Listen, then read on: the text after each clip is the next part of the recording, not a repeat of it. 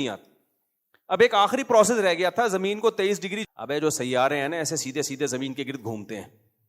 چاند تو ایسے زمین کے گرد گھومتا ہے کہ جو حصہ اس کا روشن ہے قیامت تک وہی روشن رہے گا, دوسرے حصے پہ سورج کی روشنی پڑتی نہیں ہے, لہذا موسمی تبدیلیاں نہیں ہیں. لیکن زمین کا حساب کیسا ہے؟ زمین ایسے نہیں گھوم رہی, زمین جھکی بھی گھوم رہی ہے. اس کا نتیجہ کیا نکلتا ہے؟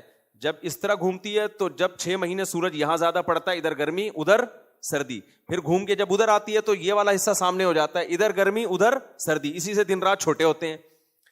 تو یہ کتنا بڑا سوال ہے بھائی, کون ہے جس نے زمین کو 23 ڈگری جھکا؟ اور سیارے نہیں, ستارے نہیں جھکے ہوئے اس طریقے سے, زمین جھکی ہوئی ہے. اور اگر یہ زیادہ جھک جاتی تو موسمی تبدیلیوں میں ڈفرنس بہت زیادہ ہو جاتا, کم جھکتی تو بہت کم ہوتا, جو سوٹیبل نہیں تھا انسان کے لیے.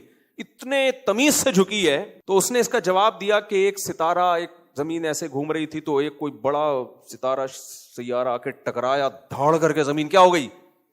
ٹیڑھی ہو گئی. اس وقت سے ٹیڑھی ٹیڑھی ہی چل رہی ہے. جیسے وہ بزرگ اڑ رہے تھے نا, ایک بزرگ تھے, ابھی لطیفے زیادہ آ رہے ہیں آج بیان میں. ایک بزرگ تھے, وہ بیوی کے سامنے شو مارتے تھے کہ میں بہت بڑے نیک ہوں. بیوی مانتے نہیں تھی, جلدی جلدی فارورڈ کر کے چلا رہا ہوں. تو ایک دن انہوں نے کرامت دکھائی, اڑتے ہوئے گئے نا, تو بیوی نے کہا دیکھو بزرگ تو وہ ہوتے ہیں جو بھی اڑتے ہوئے جا رہے تھے. اس نے کہا وہ میں ہی تو تھا. اس نے کہا تبھی ٹیڑھے اڑ رہے تھے.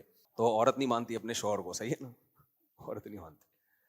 تو ان بزرگوں جو ٹیڑھے اڑ رہے تھے ان کو تو کسی نے سے نہیں ٹکرائے ہوں گے, لیکن زمین جو اتنی ٹیڑھی ہو گئی تو اس پہ ماہرین کہتے ہیں کہ کوئی بہت بڑا کوئی یہاں آ کے ٹکرایا